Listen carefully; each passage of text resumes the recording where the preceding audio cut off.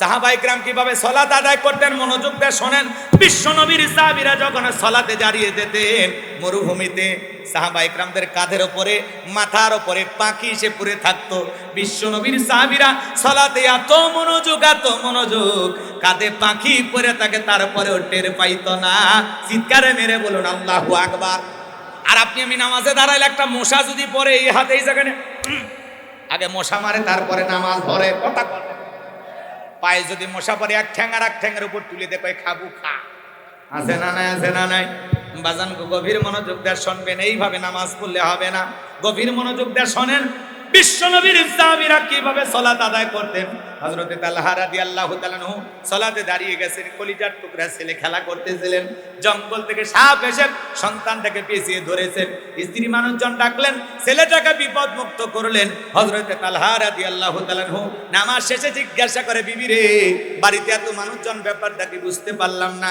ডেকে বলে, স্বামী গো, আপনি যখন নামাজের মধ্যে দাঁড়িয়ে গেছেন, আপনার কলিজার টুকরা সন্তানকে সাপ পেঁচিয়ে ধরেছিল, আমি মানুষজনকে ডাকলাম, ছেলেটাকে বিপদ মুক্ত করলাম, এত ঘটনা আপনার চোখের সামনে ঘটে গেল, আপনি কি একটু টের পান নাই? হযরত তালহা ডেকে বলেন, বিবি রে, নামাজের মধ্যে মন যদি এদিক সেদিক চলে যায়, তাহলে নামাজ তো আর নামাজ থাকে না। আল্লাহু আকবার। সাহাবায়ে কেরামদের সালাতে কত গভীর মনোযোগ জানেন। জিহাদের ময়দানে বিশ্বনবী দুইজন সাহাবীকে পাহারাদার নিযুক্ত করে সবাই তাঁবুর ভিতরে ঘুমের মধ্যে চলে গেলেন। দুই সাহাবী জাগিয়ে পাহারা দিতেছেন। এক সাহাবী ডেকে বলেন, ভাই, দুইজন পাহারা দিয়ে কি লাভ? আপনি ঘুমের মধ্যে চলে যান না, একটু বিশ্রাম নেন, আর আমি পাহারা দেই, আবার আমি বিশ্রাম করব, আপনি পাহারা দিবেন। ডিউটিটা তারা ভাগ করে নিলেন। বিশ্বনবীর একজন সাহাবী বিশ্রামে চলে গেলেন, আর একজন সাহাবী দাঁড়িয়ে পাহারা দিতেছেন, আর মনে মনে ভাবতেছেন, অপচয় সময় নষ্ট করে কি লাভ, এই সময়টা একটু নামাজের মধ্যে কাটায় দেই। এই কথা ভেবে বিশ্বনবীর সাহাবী নামাজে দাঁড়িয়ে গেছেন, আর কাফিররা এই সুযোগ একটা তীর নিক্ষেপ করেছেন, ডান হাতের বাহুর ভিতরে ঢুকে গেছে, আর একটা তীর নিক্ষেপ করেছেন, বাম হাতের ভিতরে ঢুকে গেছে। বিশ্বনবীর সাহাবী নামাজ শেষ করে ডেকে বলেন, ভাই, তাড়াতাড়ি ঘুম থেকে ওঠেন কেন? ভাই, কাফির আমাকে তীর নিক্ষেপ করেছে, কিভাবে ঘটলো? ডেকে বলে, ভাই, আপনি যখন বিশ্রামে চলে গেলেন, আমি ভাবলাম অপচয় সময়টা না নষ্ট করে কি লাভ, নামাজের ভিতরে কাটায় দেই। এই কথা ভেবে নামাজে দাঁড়িয়ে গেলাম, আর এই সুযোগে ওরা আমাকে তীর নিক্ষেপ করেছে। বিশ্বাস করেন, আজকে যদি আমি রাসূলুল্লাহ এবং সাহাবায়ে কেরামদের পাহারাদার না হইতাম, আজকে আমি নামাজের ভিতরে এত মজা পাচ্ছিলাম, নামাজ আমার কাছে এত মজা লাগতেছিল, তীর আইসা যদি আমার কলিজাটা ছিদ্র করে এপাশ ওপাশ করে দিত, তারপরেও আজকে আমি নামাজ ছাড়তাম না। আল্লাহু আকবার। সাহাবায়ে কেরামদের নামাজের মনোযোগ কত গভীর। আর আপনি আমি নামাজ পড়ি নাটোর, কথা কয় না কেন? নামাজ পড়ি আমরা নাটোর জেলায়, মন চলে যায় ঢাকা শহর। আমরা নামাজে দাঁড়াইয়া দুনিয়াবি নানান চিন্তা ভাবনা মনে হয়, মাঝে মাঝে নামাজ পড়তে গিয়ে দুনিয়াবি এত কথা মনে হয়, নামাজ 2 রাকাত চলতেছে না 3 রাকাত চলতেছে, মনে থাকে না। আছে না নাই? নামাজের ভিতরে দুনিয়াবি এত চিন্তা মনে হয়, মাঝে মাঝে এত কথা নামাজের ভিতরেই মনে হয়, সিজদা 2টা দিলাম না 3টা দিলাম, তাও টেনশনে থাকি। আছে না নাই? আমাদের পাগল মন খালি ছটফট করে, নামাজের ভিতরে দাঁড়ায় মন বসে না। একটা গবেষণায় বলা হয়েছে, বাংলাদেশের মুসল্লিদের এমনও নামাজি আছে যাদের মন 8 সেকেন্ডও নামাজের ভিতরে স্থির থাকে না। আমাদের মন বড় অস্থির, কথা করে। আমাদের পাগল মন, কি মন? পাগল মন খালি ছটফট করে। এখন গোলাম রব্বানি কইলে দোষ। কি মন? কি মন?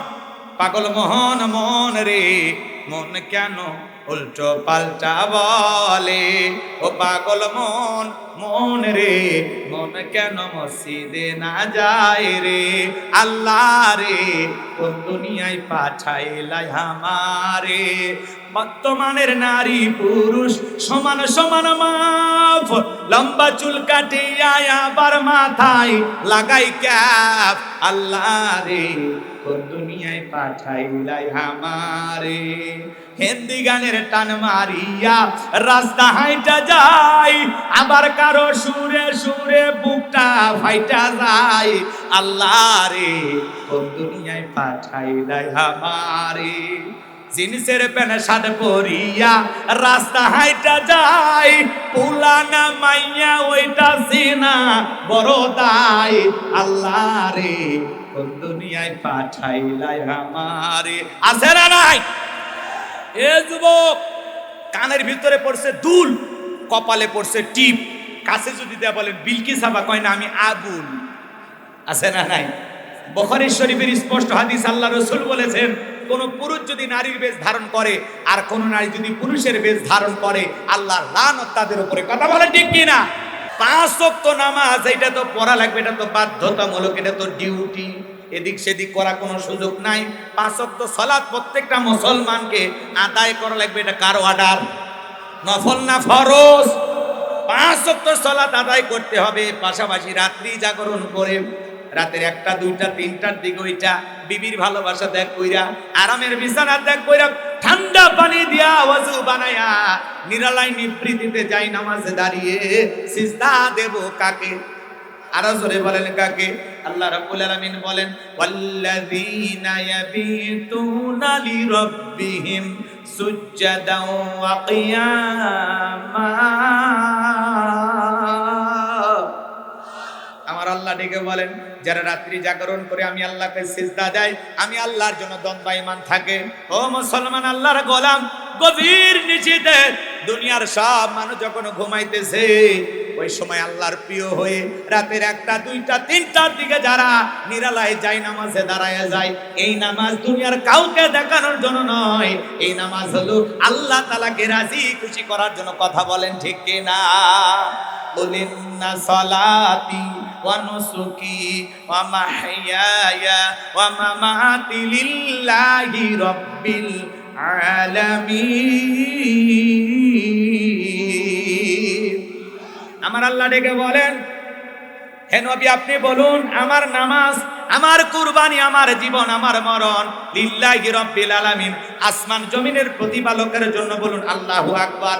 তাহলে মুমিন জীবনের সব ইবাদত হবে একমাত্র আল্লাহকে পাওয়ার জন্য, আল্লাহকে রাজি খুশি করার জন্য। কথা বলেন ঠিক কিনা? তাহলে গভীর রাত্রে যারা ভালো করে বোঝেন, সব দুনিয়াবি চিন্তা ভাবনা বাদ দিয়া দুনিয়ার সব অফিস আদালতের দরজা বন্ধ, বিবি ঘুমাচ্ছে, সন্তান ঘুমাচ্ছে, ওই গভীর নিশীথে 1টা 2টা 3টার দিকে ওইটা যায় নামাজে দাঁড়িয়ে গেলেন। এই নিরালায় নিবৃত্তিতে যারা গভীর নিশীথে তাহাজ্জুদের সালাত আদায় করতে পারে, গভীর নিশীথে আল্লাহর সাথে প্রেম করতে পারে, গভীর নিশীথে সিজদার মাধ্যমে আল্লাহর সাথে গভীর সম্পর্ক পয়দা করতে পারে, এদের জীবনে সফলতা ব্যর্থতা বলে কোনো কিছু থাকে না, হয়রানি পেরেশানি থাকে না। আল্লাহ রাব্বুল আলামিনের গোলামির মাধ্যমে আমার আল্লাহ তাদের জীবনটাকে পরিবর্তন করে দেয়। কথা বলেন ঠিক কি না? তাহলে প্রেম যদি করা লাগে গভীর নিশীথে কার ইবাদতে কাটাবো? জোরে বলেন কার ইবাদত করে কাটাবো? যুবকেরাও রাত্রি জাগরণ করে, তবে আল্লাহর জন্য নয়। ইউটিউব ইন্টারনেট ঘাটাঘাটি কইরা, ইমো মেসেঞ্জারে বান্ধবীর সাথে কথা বইলা সারা রাত কি যে মোবাইলে পাই, সারা রাত গল্প করে, হ্যালো জান খাইছো ঘুমাইছো। ও পাশ থেকে মেয়েটা বলে আর কত বলবো, খাইছি খাইছি। এক খাওয়ার খবর 700 বার বেশি নেই। আছে না নেই? এদিকে মা খাইছে কিনা, বাবা খাইছে কিনা ওই খবর নাই। প্রেমিকার খবর আছে না নাই? বাবা কয়েকবার ফোন দিলে বিরক্ত হয়ে যায়, মা ফোন দিলে ঝাড়ি নাই, এতবার কেন ফোন দাও? আর প্রেমিকা একটা মিস কল দিলে ছেলের মুখে মনে হয় গোলাপ ফুল ফোটে, কি হাসি। আছে না নাই? খুশি হয়ে বলে জান এতক্ষণ পরে স্মরণ করছিল, আর একটু হলে তো কোরআনটা ফুরুত পুড়ে যাইতো। কথা কোন আছে না নাই? সারা রাত ইমো মেসেঞ্জারে কথা বলে। ফজরের আজান হয় যখন, ওই হাইব্রিড যুবক ঘুমাইতে যায় তখন, যুবক রে এই ঘুম ভাঙলে সকাল, না ভাঙলে পরকাল। কথা বলে ঠিক কিনা? কেমন করে ঘুমাও তুমি ওরে নাটোরের যুবক, কেমন করে ঘুমাও তুমি ফজর করে কাজা, এমন তো হতে পারে ও তোমার জহরে জানাজা, এমন তো হতে পারে ও তোমার জহরে জানাজা। কথা বলে ঠিক কিনা? ঘুমের মধ্যে চলে গেলে, এই ঘুম না ভাঙলে মসজিদের মাইকে লাঞ্জারি হবে, কবরস্থানে তোমাকে দাফন করা হবে। যুবক রে, মৃত্যু আসার আগে নিজেকে পরিবর্তন করা দরকার। আছে না নাই? আল্লাহ যুবকদেরকে হেদায়েতের পথে কবুল করুন। জোরে বলুন আমিন।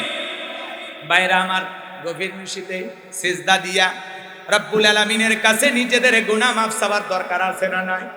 নিজেকে জাহান্নাম থেকে বাঁচানোর জন্য আল্লাহর কাছে দোয়া করে বলতে হবে, রব্বানা সরিফ আন্না আযাবা জাহান্নাম ইন্না আযাবাহা কানা গরামা।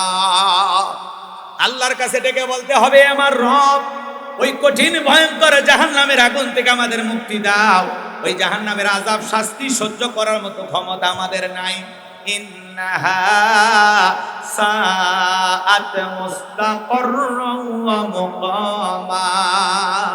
আমার আল্লাহ ডেকে বলেন, নিশ্চয় আবাসস্থল হিসাবে, বসতির জায়গা হিসাবে ওই জাহান্নাম কত না নিকৃষ্টতম একটা স্থান।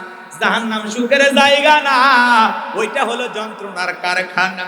আমার আল্লাহ রাব্বুল আলামিন বলেন, ইন্না জাহান্নামা কানাত মিরসাদা লিত্তাগিনা মাআবা লাবিসিনা ফিহা আহকাবা লা ইয়াযুকুনা ফিহা বারদাও ওয়ালা শারাবা ইল্লা হামিমাও ওয়া ওয়াসাকা।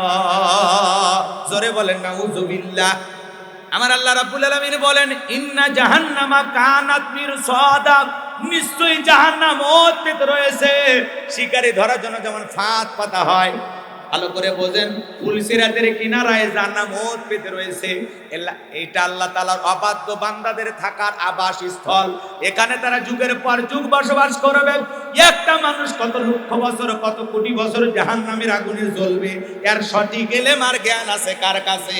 ওই জাহান্নামের আগুনে জ্বলতে জ্বলতে জ্বলতে জ্বলতে চেহারাটা পুরো যখন কয়লার মতো কালো হয়ে যাবে বাজার, দুনিয়ার আগুনের চাইতে জাহান্নামের আগুনের পাওয়ার 70 গুণ বেশি। হযরত আবু হুরায়রা রাদিয়াল্লাহু তাআলা বর্ণিত, তিনি বলেন, বিশ্বনবী মুহাম্মদ রাসূলুল্লাহ সাল্লাল্লাহু আলাইহি সাল্লাম বলেছেন, ওই জাহান্নামের আগুনকে আল্লাহ রাব্বুল আলামিন 1000 বছর জ্বালায়া জাহান্নামের আগুনের কালার হয়েছিল সাদা, আবার 1000 বছর জ্বালায়া জাহান্নামের আগুনের কালার হয়েছিল লাল বর্ণ, আবার 1000 বছর জ্বালায়া জাহান্নামের আগুনের কালার হয়ে গেছে কৃষ্ণ বর্ণ, অন্ধকার রাত্রির মতো কালো। একবার যদি কারো দেখে জাহান্নামের আগুন লাগা যায়, কলিজাটা পুরে ছাই হয়ে যাবে বাজান বাবা। ওই জাহান্নামের আগুনে জ্বলতে পুড়তে পুড়তে জ্বলতে জ্বলতে আল্লাহর বান্দারা যখন ক্ষুধার্ত হয়ে যাবে, আমার আল্লাহ তখন ফেরেশতাদেরকে অর্ডার দেবে, আমার এই জাহান্নামী বান্দাদের হাতে হাতে খাদ্য পরিবেশন করো। জাহান্নামের তলদেশে এক ধরনের ফলের চাষ করা হবে, কাঁটাযুক্ত ফল, যেই ফলটার নাম হলো জাক্কুম। ওই কাঁটাযুক্ত ফলটা যখন জাহান্নামীদের খাদ্য হিসেবে পরিবেশন করা হবে, হাতে পাওয়া মাত্র জাহান্নামীরা ফলটা গলার ভিতরে দেবে। ফলটা যখন গলার মাঝামাঝি আটকে যাবে, ভিতরেও যাবে না, বাহিরেও আসবে না, যত গলা নাড়াচাড়া করবে কাঁটাগুলো ফুটবে আর ফুটবে। জাহান্নামীরা ছটফট করে কান্নাকাটি করবে, আর থেকে বলবে, আল্লাহ এ কেমন ফল খাওয়াইতে দিলা, ভিতরেও যায় না, বাহিরেও আসে না। আমার আল্লাহ জাহান্নামী বান্দাকে এই ফল খাওয়াইতে দিছে তাদের ক্ষুধা মিটানোর জন্য না, জাহান্নামী বান্দার শাস্তি আরো বেশি বাড়ানোর জন্য। কথা বলেন ঠিক কিনা? দরিয়া নামে একটি খাদ্য দেওয়া হবে। যেমন মানুষ বিড়ি সিগারেট খায়, খাইলে কি ভিটামিন বাড়ে, শরীর সুস্থ থাকে? কথা বলে না কেন? এই যে বিড়ি সিগারেট কিনা খান, প্যাকেটে লেখা আছে ধূমপান মৃত্যু ঘটায়, এরপরে জম্মের খাওয়া খায়, আছে না? না। দরিয়া নামে যে খাদ্যটা পরিবেশন করা হবে, এই খাদ্যটা আপনার ক্ষুধা মেটাবে না, না শরীরে কোনো পুষ্টি জোগাবে। জাহান্নামীদের বর্ণনা যদি আমি বলি, ঘন্টার পর ঘন্টা চলে যাবে, আলোচনা শেষ হবে না। 2-1 মিনিটের টাচ দিয়ে সামনের দিকে যাই, কথা অনেক বলার ইচ্ছা আছে। কষ্ট হচ্ছে আপনাদের? একটু কথা শোনেন, একটু কথা শুনে যান বাজান গো আমার। পাশে কবরস্থান, সবাইকে কবরে যেতে হবে, নেক আমল করে কবরে যেতে চাই। কথা বলেন ঠিক কিনা? লিয়াবলুয়াকুম আইয়ুকুম আহসানু আমালা। আমার আল্লাহ পরীক্ষা করে দেখবেন আমলের দিক দিয়ে কার আমল কত বেশি উত্তম, কার আমল কত বেশি ভালো। যার আমল ভালো তার আখিরাত ভালো। কথা বলে ঠিক কিনা? ভালো আমল করে যাওয়ার আল্লাহ তৌফিক দান করুন। জোরে বলুন আমিন। বাজান গো আমার, জাহান্নামী বান্দারা যখন ওই ফলটা গলার মাঝামাঝি আটকে যাবে, চিৎকার মেরে ডেকে বলবে, আল্লাহ পানি দাও, পানি দাও, পানি দাও। ওই জাহান্নামীদের চিৎকার চিৎকার শোনার পর আমার আল্লাহ ডেকে বলবে দাও দাও আমার জাহান্নামী বান্দাদেরকে পানি পান করাইতে দাও। কেমন পানি দেবে? লা ইয়াযুকুনা ফিহা বারদাও ওয়ালা শারাবা, তাদেরকে মিনারেল ওয়াটার দেওয়া হবে না, ঠান্ডা কোনো পানি পান করাইতে দেওয়া হবে না। কেমন পানি দেওয়া হবে? যে পানি পান করলে তৃষ্ণা মেটে না, না যেমন কোনো পানির ব্যবস্থা থাকবে না। এই বিবাহ সুন্দর তৃষ্ণা মেটানোর জন্য এমন কোনো সুস্বাদু পানির ব্যবস্থা থাকবে না। কেমন পানি দেবে? সূরা নাবার 25 নম্বর আয়াতে আল্লাহ বলেন ইল্লা হামিমাও ওয়া গাসসাকা, এমন উত্তপ্ত ফুটান্ত গরম পানি দেওয়া হবে যা পুষ ব্যতীত কিছুই নয়। এ বাজান আমার আপনার আমার দেহের ভিতরে বড় বড় ফোড়া হয়, ফাটায় দিলে ভিতর থেকে কি বের হয়? টমেটোর রস না পুষ? কথা বলেন না কেন? হাসপাতাল থেকে 1 গ্লাস এনে দেব, খাবেন নাকি কেউ? 50,000 টাকা দেব, 1 লাখ টাকা দিলেও খাবেন না, পিটাইলেও খাবেন না। শুনে ঘৃণা লাগতেছে, সি হুজুর এটা কি খাওয়া যায়? আমার কথা না, কথা হলো মালিকের। তিনি বলতেছেন ইল্লা হামিমাও ওয়া গাসসাকা, এমন উত্তপ্ত ফুটান্ত গরম পানি জাহান্নামীদেরকে পরিবেশন করা হবে যেই পানিটা পুষ ব্যতীত কিছুই নয়। ওই পুষওয়ালা দুর্গন্ধওয়ালা ফুটান্ত গরম পানি যখন জাহান্নামীরা পান করবে বাজার, লারি বুড়িগুলো গলে গলে পড়ে যাবে। জোরে কন্যা গুজবিল্লাহ। জিহারা সামনে যখন ওই গরম পানি নেবে বাজার, জিহারটা ঝলসে যাবে। ওই উত্তপ্ত ফুটান্ত গরম পানি পান করলে দেহের গোস্ত গুলো খসে খসে পড়বে। ওই জাহান্নামের যন্ত্রণা সহ্য করতে করতে জাহান্নামেরা ডেকে বলবো ও মালিক ফেরেশতা, আর সহ্য করতে পারি না, শাস্তি একটু কমায়া দাও। 1000 বছর ধরে চিৎকার মারবে। 1000 বছর পরে জাহান্নামী দারোগা, জাহান্নামী ওসি, মালিক ফেরেশতা ডেকে বলবে চুপচাপ আযাব সহ্য করো, কোনো কথা হবে না। 1000 বছর পরে কি বলবে? চুপচাপ আযাব সহ্য করো। এরপরে ওরা বলবে না ফেরেশতাকে ডেকে লাভ হবে না, আমরা আল্লাহকে ডাক দেব। ওই জাহান্নামীরা আল্লাহকে ডাক দেবে। 1000 বছর কেটে যাওয়ার পর আমার আল্লাহ জবাব দিয়ে বলবে বান্দারে কোনো কথা হবে না, দুনিয়াতে যাওয়ার পর আমার কথা মানো না, আমার বিধান মানো নাই, কোনো কথা হবে না, কোন চুপচাপ আযাব সহ্য করো, আমি তোমাদের কোনো কথা শুনবো না, কোনো কথা হবে না, চুপচাপ আযাব সহ্য করো, একদম চুপ। এটা যদি মালিক বলে দেয় আর যাওয়ার জায়গা আছে? এটা জাহান্নামীদের সাথে ঘটবে। কেন বলতেছি আগে? কেন কোরআন হাদিসে আগে বলা হয়েছে? যাতে আমরা সতর্ক হতে পারি, সাবধান হতে পারি। ওই দুর্দিন আমাদের ভাগ্যে যেন না আসে, এই জন্য আমলের মাধ্যমে এখনো সুযোগ আছে নিজেকে জাহান্নাম থেকে বাঁচাইতে হবে। খালি ওয়াজ শুনলে হবে না, পরিবর্তন হতে হবে। এখন থেকে সিজদায় লুটিয়ে পড়েন, কান্না করেন। আচ্ছা আপনার আমার জীবনে এমন কোন 2 রাকাত নামাজ পাওয়া যাবে যে 2 রাকাত নামাজে 2 ঘন্টা নিজের গুনাহ আর জাহান্নাম থেকে বাঁচার জন্য কেঁদেছিলেন? পাওয়া যাবে? কথা কয় না ভাই, ঘুমাইছেন? 2 রাকাত নামাজ এমন পাওয়া যাবে যে 2 ঘন্টা ধরে আল্লাহর কাছে খালি কেঁদেছেন, আল্লাহ আমার গুনাহগুলো মাফ করে দাও আর জাহান্নামের আগুন থেকে আমারে বাঁচাও। বলেছিলেন? কখনো বলেছিলেন? তাহলে কি নিয়ে রওনা দিছেন? কি নিয়ে যাইতেছেন কবরে? একটু শোনেন, রাগ কইবেন না বাজান গো আমার। এই কথাগুলো সবার কাছে ভালো লাগবে না। অনেকেই টিকটকে 1-2 মিনিট ভিডিও দেখে মনে করে গোলাম রব্বানী হুজুর এই করে। ওই ভক্ত হইলে হবে না। একটু আসেন, 2-2.5 ঘন্টা আসছি, কি বলি একটু শুনে যান। কষ্ট হচ্ছে আপনাদের? অনেকে মঞ্চে ডাইরেক্ট বলে হুজুর তো সেই বক্তা, গান গায়, এ করে সে করে, কমেডি করে। কিন্তু আমার তো 2-2.5 ঘন্টা আলোচনা, ওগুলো তো সারে না। যেগুলো একটু ফানি কথা বলি, হাসির কথা বলি, ওইটাই কাট করে দেয়। আর মনে করে এই সেই মজার হুজুর। রাগ করতেছেন বাজান? রাগ করতেছেন? আমার কথা কি খারাপ লাগে? এগুলো কথা আমাদের জীবনে দরকার আছে না নাই? তাহলে নিজেকে জাহান্নাম থেকে বাঁচানোর জন্য নিয়ে আমল করে কারা কারা জিন্দেগি সাজাবেন? 2 হাত তুলে আল্লাহকে একবার দেখান। আল্লাহ কবুল করুন, জোরে বলুন আমিন। হাত নামান বাজান গো আমার। সাহাবায়ে কেরাম কিভাবে সালাত আদায় করতেন মনোযোগ দিয়ে শোনেন। বিশ্ব নবীর সাহাবীরা যখন সালাতে দাঁড়িয়ে যেতেন মরুভূমিতে, সাহাবায়ে কেরামদের কাঁধের উপরে, মাথার উপরে পাখি এসে পড়ে থাকতো। বিশ্ব নবীর সাহাবীরা সালাতে এত মনোযোগ, কাঁধে পাখি পড়ে থাকে, তারপরেও টের পাইতো না। চিৎকারে মেরে বলুন আল্লাহু আকবার। আর আপনি আমি নামাজে দাঁড়াইলে একটা মশা যদি পড়ে এই হাতে এই জায়গায় আগে মশা মারে তারপরে নামাজ ধরে কথা বলে। পায়ে যদি মশা পড়ে এক ঠ্যাং আর এক ঠ্যাঙের উপর তুলে দেখো খাবু খা। আছে না নাই? আছে না নাই? বাজান গভীর মনোযোগ দিয়ে শুনবেন, এইভাবে নামাজ পড়লে হবে না। গভীর মনোযোগ দিয়ে শোনেন বিশ্বনবীর সাহাবীরা কিভাবে সালাত আদায় করতেন। হযরত তালহা রাদিয়াল্লাহু তাআলা আনহু সালাতে দাঁড়িয়ে গেছেন, কলিজার টুকরা ছেলে খেলা করতেছিলেন, জঙ্গল থেকে সাপ এসে সন্তানটাকে পেঁচিয়ে ধরেছেন। স্ত্রী মানুষজন ডাকলেন, ছেলেটাকে বিপদ মুক্ত করলেন। হযরত তালহা রাদিয়াল্লাহু তাআলা আনহু নামাজ শেষে জিজ্ঞাসা করে, বিবি রে, বাড়িতে এত মানুষজন, ব্যাপারটা কি বুঝতে পারলাম না। ডেকে বলে, স্বামী গো, আপনি যখন নামাজের মধ্যে দাঁড়িয়ে গেছেন, আপনার কলিজার টুকরা সন্তানকে সাপ পেঁচিয়ে ধরেছিল, আমি মানুষজনকে ডাকলাম, ছেলেটাকে বিপদ মুক্ত করলাম, এত ঘটনা আপনার চোখের সামনে ঘটে গেল, আপনি কি একটু টের পান নাই? হযরতে তালহা ডেকে বলেন, বিবি রে, নামাজের মধ্যে মন যদি এদিক সেদিক চলে যায়, তাহলে নামাজ তো আর নামাজ থাকে না। আল্লাহু আকবার। সাহাবায়ে কেরামদের সালাতে কত গভীর মনোযোগ জানেন? জিহাদের ময়দানে বিশ্বনবী দুইজন সাহাবীকে পাহারাদার নিযুক্ত করে সবাই তাঁবুর ভিতরে ঘুমের মধ্যে চলে গেলেন। দুই সাহাবী জাগিয়ে পাহারা দিতেছেন।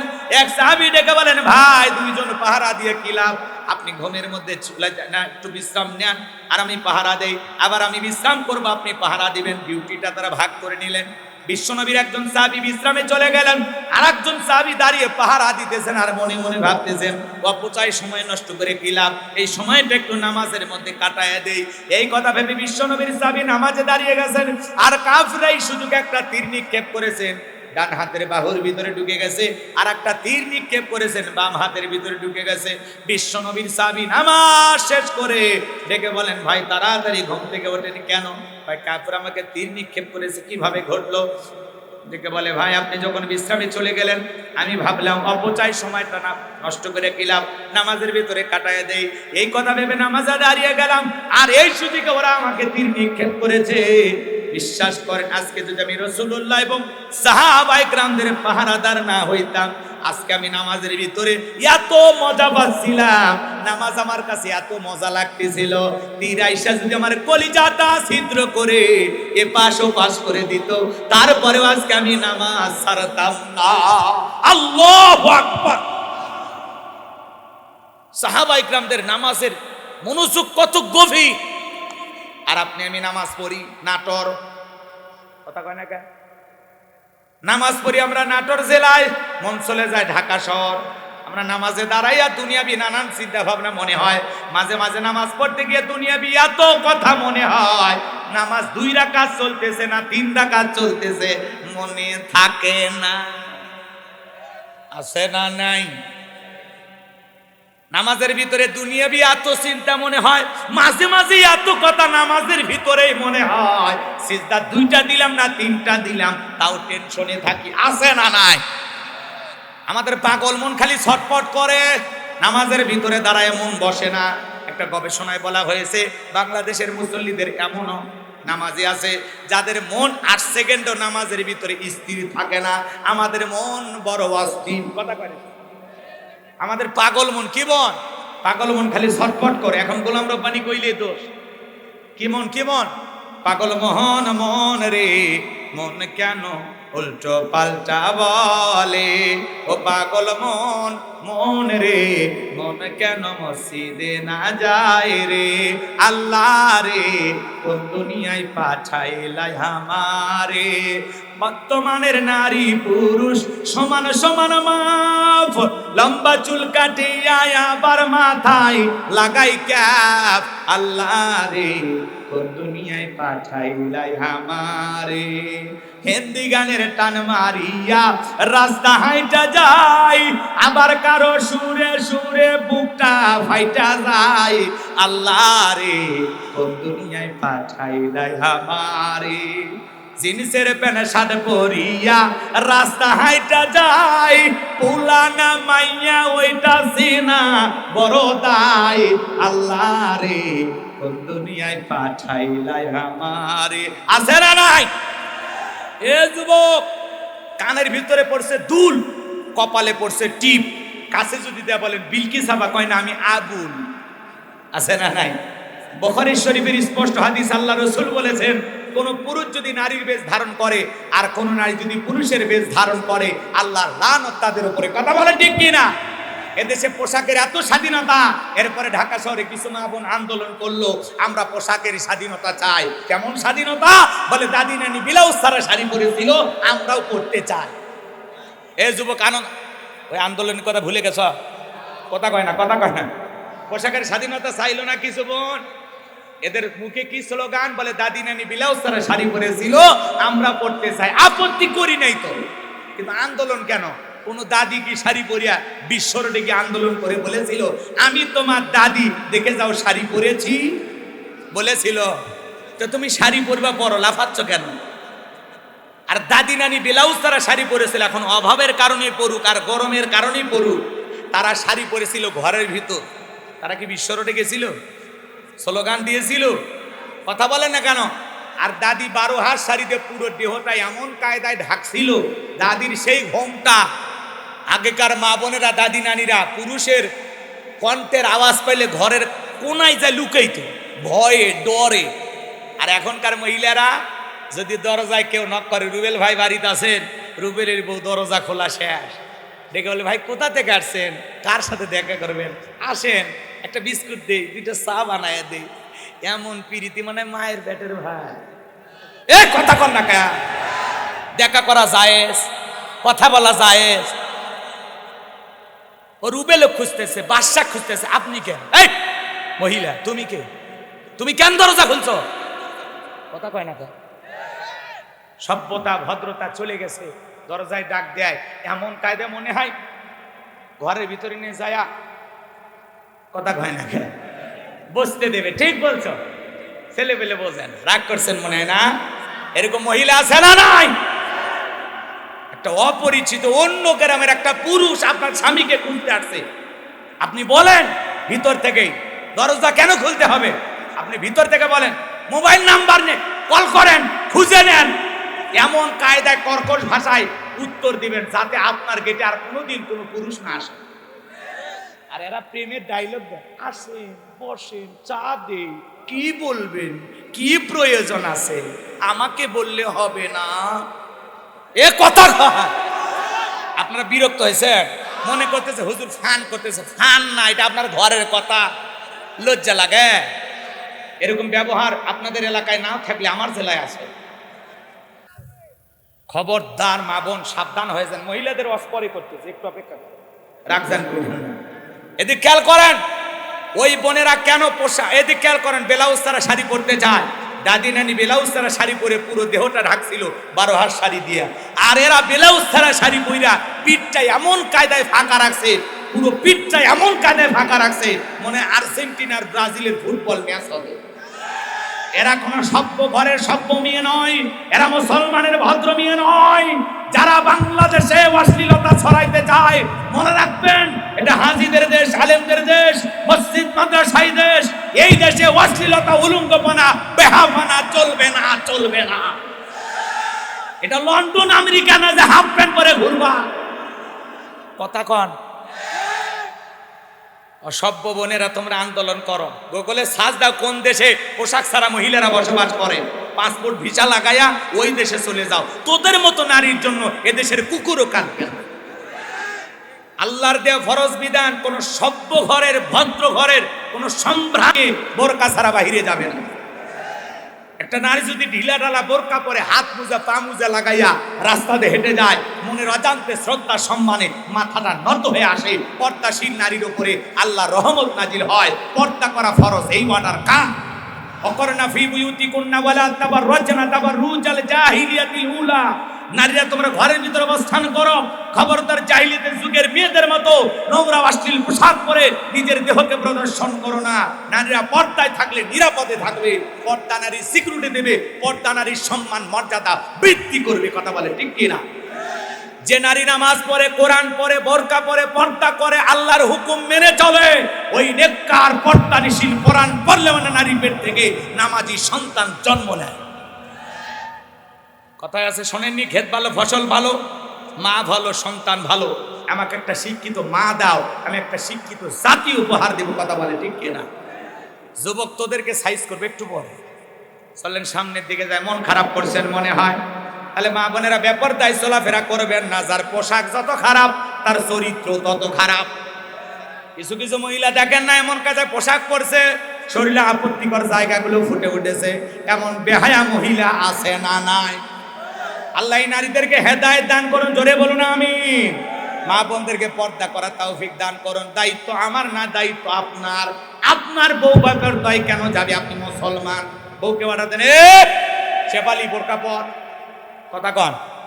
আপনার মেয়ে বেপরদায় যায়, আপনি ডেকে বলেন, মা সুইটি খবরদার, বোরকা ছাড়া বাহিরে যেও না, আমি মুসলমান, তুমি আমার মেয়ে, যতদিন তুমি আমার দায়িত্বে আছো ততদিন পর্দা করতেই হবে। কথা বলেন ঠিক কি না? আল্লাহ আমাদের সঠিক বুঝ দান করুন, জোরে বলুন আমিন। তাহলে নামাজের ভিতরে দ্বারা আমাদের মন খালি ঝটপট করে, দুনিয়াবি নানান চিন্তা ভাবনা কথাবার্তা মনে হয়। বাজান গো আমার, নামাজের ব্যাপারে আমরা বড় তাড়াহুড়ো করি। এক সাসামিয়া এত তাড়াহুড়ো করে ওযু করছে, এক ঠ্যাং না ধুয়ে মসজিদে ঢুকছে, তাই সালাম মসজিদ পিছলে খায়া সাসা একদিক লঙ্গি একদিক, তাও বলে আল্লাহু আকবার। মানুষ কয় সাসা লঙ্গি খুলে গেছে, আগে লঙ্গি ঠিক করেন, কয় না আগে জামাত ধরি। এরকম আছে না নাই? ভাইজান গো, এত নামাজে তাড়াহুড়ো করে, 2 রাকাত নামাজ 2 মিনিটে শেষ, আছে না নাই? নামাজ পড়ে না, তামাশা করে, আল্লাহ ভালো জানে। জোহরের 4 রাকাত সুন্নত, ইমাম আর মুসল্লি একসাথে নিয়ত বেঁধেছে, ইমামের 2 রাকাত হওয়ার আগে মুসল্লি 4 রাকাত শেষ। হুজুর বলেছে চাচা মিয়া আমার 2 রাকাত হয় না, আপনার 4 রাকাত। কয় হুজুর আপনাদের চর্চা কম, হুজুরেরই বলে চর্চা কম। এরকম নামাজি আছে না নাই? আর এই যে সামনে রমজান মাস আসতেছে, প্রত্যেকটা মসজিদে মনে হয় নামাজের প্রতিযোগিতা শুরু হয়, কথা কোন আছে না নাই? আছে না নাই? ভাই এমনও মসজিদ আছে, 2 মসজিদের মুসল্লি বাজারে এসে গল্প করে, দোস্ত তোমাদের প্রথম তারাবি কয় মিনিট লাগছে, গল্প করে না। এখন একজন বলে, দোস্ত আমাদের প্রথম তারাবি মোটামুটি 40 মিনিট লাগছে। হুজুর ভালো, হুজুর খুবই ভালো। তখন বলে 40 মিনিট? আমাদের হুজুর বিদ্যুতের গতি ফেল কেন? কয় 20 মিনিটে সব শেষ। ওরা নামাজ পড়ছে না খেলছে, আছে না নাই? আছে না নাই? আল্লাহ তার এই গোলামকে মক্কা মদিনায় নিয়েছিল, আমি তারাবি পড়েছি ওখানে। তারাবির নামাজ পড়তে 1 ঘন্টা 45 মিনিট লাগে। কত? 1 ঘন্টা 45 মিনিট। আর আপনি 20 মিনিটে সব শেষ করেন। এই নামাজ আল্লাহর আরশে কবুল হওয়া তো দূরের কথা, মসজিদের ছাদের উপর উঠবি না, কথা কোন ঠিক কিনা? নামাজ পড়তে হবে ধীরে স্থির ভাবে, পাগলামি করলে হবে না। 2 রাকাত দরকার 5 মিনিট লাগুক, 6 মিনিট লাগুক, একটু সময় নিয়ে পড়েন, লাফালাফি খালি এরকম নিয়ত বাদের, মানে এমন কায়দায় সিজদা মারে মনে হয় 2 রাকাতের 4 সিজদা একবারে দিলে আরো ভালো হয়। ডিজিটাল মুসল্লি, ডিজিটাল নামাজি আছে না নাই? মসজিদে মনে হয় মন বসতেই চায় না, খালি ঢোকে আর বার হয়, ঢোকে আর বার, কথা কয় না? আছে না? আপনাদের এলাকায় নাই? ভাই নামাজ পড়বো কাকে খুশি করার জন্য? রুকু সিজদা সঠিকভাবে হওয়ার দরকার আছে না নাই? তিলাওয়াত সূরা কারে যা পড়তেছেন একটু সঠিকভাবে হওয়ার দরকার আছে না নাই? অটো মেশিন চালু করলে হবে না ভাই। আল্লাহ পাক আমাদের বুঝ দান করেন, জোরে বলুন আমিন। এদিক খেয়াল করেন, আপনি আমি যখন সালাতের মধ্যে দাঁড়িয়ে যাব, অন্তরের ভিতরে এমন আল্লাহর ভয় নিয়ে আসব, আমি সালাত আদায় করতেছি, আমার আল্লাহ আমাকে দেখতেছেন, বলুন আল্লাহু আকবার। আপনি আমি যখন নামাজের মধ্যে দাঁড়িয়ে যাব মসজিদের ভিতরে, মনে মনে এইটা খেয়াল করবেন, আমি নামাজ আদায় করতেছি, আমার আল্লাহ আমার সামনে দাঁড়িয়ে আছেন, কথা বলেন ঠিক কিনা? একজন ফাঁসির আসামিকে যদি বলা হয়, ভাই 2 ঘন্টা পরে তোমার ফাঁসি, এখন রাত 10টা বাজে, 12টায় তোমার ফাঁসি, আল্লাহর এই বান্দা যদি মুসলমান হয়, 2 রাকাত যদি নামাজ পড়ে, ওই দিন রুজু হবে সবচাইতে ভালো, ওই দিন রুকু সিজদা হবে সবচাইতে ভালো। ফাঁসির আসামি যেমন মৃত্যুর পূর্বে 2 রাকাত নামাজ আল্লাহর ভয়ে যেভাবে আদায় করে, প্রত্যেকটা ওয়াক্তে নামাজ আদায় করবেন। জোহরের নামাজ পড়তেছেন আর মনে মনে ভাববেন, এই জোহরের নামাজ আমার জীবনের শেষ নামাজ, আসর পর্যন্ত এই মসজিদে আসার ভাগ্য নাও হতে পারে, কথা বলেন ঠিক কিনা? আবার আসরের নামাজ পড়বেন আর মনে মনে ভেবে নেবেন, এই আসরের নামাজ আমার জীবনের শেষ নামাজ, মাগরিব পর্যন্ত মসজিদে আসার নাও ভাগ্য হতে পারে। এটাই মনে হয় হায়াতের জিন্দেগির শেষ সালাত, শেষ চিন্তা, শেষ নামাজ। এইটা ভেবে যদি আমরা সালাত আদায় করি, নামাজগুলো সুন্দর হবে কিনা? তাহলে আল্লাহকে রাজি খুশি করার জন্য 5 ওয়াক্ত সালাত মসজিদে গিয়ে কারা কারা আদায় করবেন, 2 হাত তুলে আল্লাহকে দেখান। ভাই ভেজাল না, এই নিয়মতে ভেজাল ভেজাল হয়ে যাবে। হাতটা সোজা করে বলেন, 5 ওয়াক্ত সালাত আদায় করব তো ইনশাআল্লাহ। আল্লাহকে রাজি খুশি করার জন্য, আল্লাহ রাব্বুল আলামিনকে রাজি খুশি করার জন্য 5 ওয়াক্ত সালাত আজ থেকে আদায় করব ইনশাআল্লাহ। আল্লাহ কবুল করুন, জোরে বলুন আমিন। হাত নামান ভাইয়েরা আমার। এবার চলেন মুমিন বান্দার 2 নাম্বার গুণাবলী, খালি মসজিদ সুন্দর বানাইলে হবে না, যারা মসজিদে সালাত আদায় করবে তাদের ঈমানটাও সুন্দর হওয়া লাগবে। কথা বলে ঠিক কিনা? মসজিদে নামাজ তাকওয়া, শুধু মসজিদের গেটে তাকওয়া থাকলে হবে না, ওই মসজিদে যারা প্রবেশ করে সালাত আদায় করবে তাদের অন্তরে তাকওয়ার আয়না বসানো দরকার আছে না নাই? জোরে বলেন দরকার আছে না নাই? আগেকার মসজিদগুলো ছিল কাঁচা, কিন্তু মুসলমানদের ঈমান ছিল পাকা। বর্তমানে মসজিদ হয়ে যাচ্ছে পাকা, মুসলমানদের ঈমান হয়ে যাচ্ছে কাঁচা হাঁকা। কথা বলেন ঠিক কিনা? আগেকার মানুষদের ছিল অভাব, বড় ভালো ছিল তাদের স্বভাব। বর্তমানে মানুষদের নাই কোনো অভাব, নষ্ট হয়ে গেছে চরিত্র আর স্বভাব। কথা কন ঠিক কিনা? এই জন্য আসুন আমরা আল্লাহকে রাজি খুশি করার জন্য 5 ওয়াক্ত সালাত আদায় করব ইনশাআল্লাহ। এবার মুমিন বান্দার 2 নাম্বার গুণাবলী, ওয়াল্লাযীনা হুম আনিল লাগবি মুরিদুন। মুমিন বান্দার 2 নাম্বার গুণাবলী, অনার্থক কথাবার্তা বলা যাবে না, আজে বাজে কথা বলা যাবে না। এক জায়গায় বসে 2-3 ঘন্টা গল্প করে, অমুক তমুক খারাপ, এ ভালো না সে ভালো না, মনে হয় গীবত কমিটির সভাপতি সেক্রেটারি বসে গেছে, এলাকার সব তথ্য ওনার কাছে আছে না নাই? চা স্টলে ঝড় তোলে আছে না নাই? আপনি এত কথা কেন বলেন? আপনি কি ভুলে গেছেন আপনার জবানের প্রত্যেকটা কথার জবাব একদিন আল্লাহর কাছে দিতে হবে। এজন্য এত ফটর ফটর করলে হবে না, চুপ থাকেন। কথা কয় না কেন? মা ইয়ালফিজু মিন কাউলিন ইল্লা লাদাইহি রাকিবুন আতীদ। বান্দা এমন কোন কথা বলে না যে কথা রেকর্ড করার জন্য আমার ফেরেশতারা নাই। আপনার জবানের প্রত্যেকটা কথা রেকর্ড হচ্ছে, বিদায় যা বলবেন চিন্তা ভাবনা করে বলবেন। মুমিন বান্দা কথা বললে ততটুকু প্রয়োজন, যতটুকু প্রয়োজনের অতিরিক্ত কথা বলা যাবে না। মাংস মাথা নাজা, চুপ থাকাও নাজাতের লক্ষণ। আপনি এত কথা কেন বলেন? চুপ থাকেন। মুমিন বান্দা জবান দিয়ে সেই কথাগুলো বলবে যে কথা বললে সওয়াব হয়, যে কথাগুলো বলা প্রয়োজন, অপ্রয়োজনীয় অনার্থক আজে বাজে কথা থেকে বিরত থাকবো ইনশাআল্লাহ। 2 নাম্বার গুণাবলী, মুমিন বান্দা অনার্থক কাজ করবে না। মুমিনের টাকা হলে মুমিন সিনেমা হল বানাবে না, যাত্রা গানের আয়োজন করবে না, গানের কনসার্ট দেবে না, মদের বার দেবে না, 7 স্টার 5 স্টার হোটেল খুলবে না। মুমিনের টাকা হলে মুমিন মসজিদ বানাবে, মাদ্রাসা বানাবে, ঈদগাহ মাঠ বানাবে, কবরস্থান বানাবে, রাস্তাঘাটে ফলের গাছ লাগায় দিবে, পুকুরের ঘাট বানায় দিবে। কথা কন না কে? যাতে গরিব দুঃখী মানুষ কাপড় নিয়ে যাইতে পারে, গোসল করতে পারে। এখন পুকুরের ঘাট আছে, চতুর্দিক দিয়ে কাটা তারে বেড়া দিয়ে লেখা থাকে তালুকদার সাহেবের ভিআইপি পুকুর, জনসাধারণ প্রবেশ নিষেধ, পুকুর হইতে সাবধান। এক পুকুরের বড়াই করে আছে না নাই? রাগ করে ভালো করে বুঝবেন। বাজান কবার মন খারাপ জান করিয়েন না, রাগ করিয়েন না, ভালো করে বোঝার চেষ্টা করবেন। মুমিন বান্দার আল্লাহ তাআলা যদি সম্পদ দেয়, মুমিন বান্দা তার অর্থগুলো ভালো ভালো কাজে ব্যয় করবে। কথা বলেন ঠিক কি না? মুমিন বান্দার 2 নাম্বার গুণাবলী, অনার্থক জিনিস শ্রবণ করা যাবে না। হে যুবক, এই কান আল্লাহ গান শোনার জন্য দেয় নাই। হক্কানি ওলামা ইকরামদের বয়ান শুনতে হবে। যুবক কানের ভিতর ইয়ারফোন লাগায় গান শোনে, রূপবানে নাচে কোমর দোলাইয়া, আল্লাহর ফেরেশতারা কবরে নিয়ে পিটাবে ঝুলাইয়া ঝুলাইয়া। কথা বলে ঠিক কিনা? এই কান আল্লাহ গান শোনার জন্য দেয় না। সিরাজগঞ্জের এক যুবক কানের ভিতর ইয়ারফোন লাগাইয়া রেল লাইন পার হয়ে যাচ্ছে, ট্রেন এসে ধাক্কা মারিয়া 3 টুকরা করে থুয়ে গেছে। মরার পরেও কানের ভিতর ইয়ারফোন লাগানো ছিল। এখন কবরে যা, ফেরেশতারা তোর জায়গা মতো বাদ্যযন্ত্র বাজায় দেবে। কথা বলে ঠিক কিনা? আজকের যুবকেরা বখাটা হয়ে গেছে।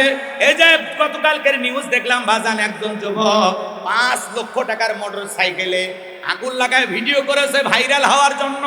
ভাইরাল হওয়ার ধান্দায় 5 লক্ষ টাকার মোটরসাইকেল পুরায়া বলতেছে ট্রাফিকের মামলা, এগুলো ভালো লাগে না, ঝামেলা। এই যুবকের নাম রাসেল জেটিসি। নামের স্টাইল দেখছেন? কথা কয় না কে? একদম বখাটা যুবক, চুল টুল সেই রকম স্টাইল, বাইক নিয়ে ঘুরতেছে, ওইটা আবার ভিডিও করছে। এখন বলতেছে দোস্তরা দেখেন, এই যে মামলা, এই যে পুলিশের হয়রানি, ট্রাফিকের জ্বালার ভাল লাগে না, এজন্য আপনার সাক্ষী থাকেন, আপনাদের সামনে মোটরসাইকেলে পুড়িয়ে দিচ্ছি। এই কথা বলতেছে, লাইভ করতেছে আর ভিডিও করতেছে।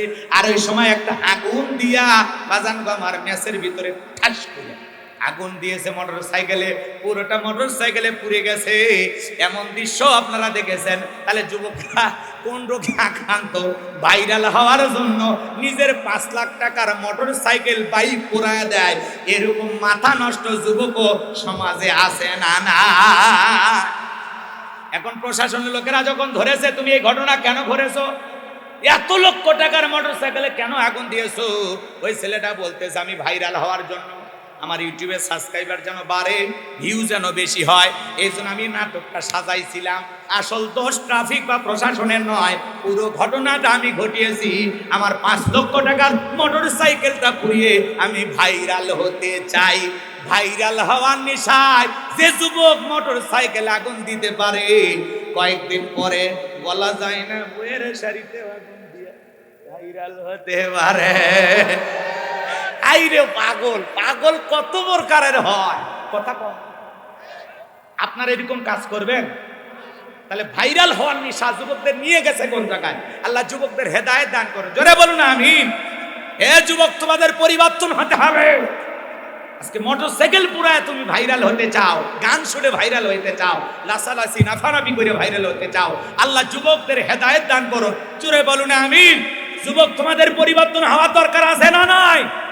আল্লাহ যুবকদেরকে ইসলামের জন্য কবুল করুন, জোরে বলুন আমিন। তাহলে এই গান দিয়া, এই কান দিয়া গান শোনা যাবে না।